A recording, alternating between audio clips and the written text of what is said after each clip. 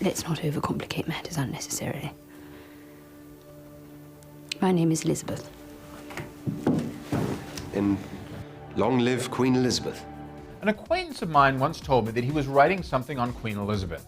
And when I asked which one, he scoffed and said Elizabeth I, of course, the current one opens shopping malls. Launching on November 4th on Netflix, The Crown is the tale of how the British monarchy went from an empire in which the sun never set to afternoon ribbon cuttings in Billericay, which means it is a story of modern Britain, told through the tale of a very contemporarily conflicted family, and the Queen, who obviously still heads it today. Created by Peter Morgan and ordered for 2 10-episode seasons by the streaming service for approximately, they say, around $100 million, The Crown is a bit plodding at points, but can be a grand treat full of grand estates for lovers of that posh porn that only the Brits can make of their aristocracy. News of the King's death was announced to us yesterday morning.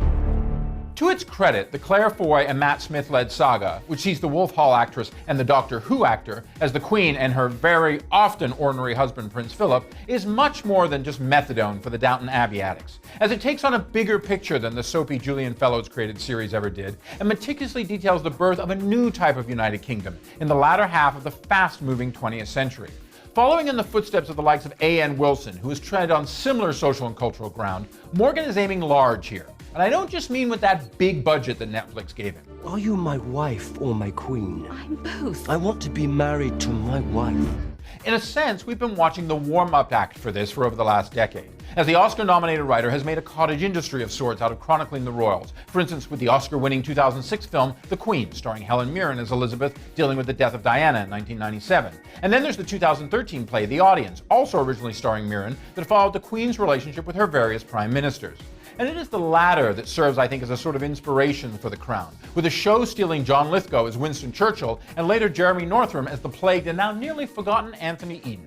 All of which brings us constitutional crises, national upheaval, a powerhouse of a Princess Margaret played by a marvelous Vanessa Kirby, the rise of mass media and paparazzi never putting love before family and nation, and of course Elizabeth dealing with her prime ministers, starting with that Churchill, the Queen's first PM and an aging monarch himself in many ways, as a young woman begins uneasily to wear the crown upon the 1952 death of her beloved father, King George VI, who I might say is played so strongly by Jared Harris, and the price that taking on that monarchy and that crown entails.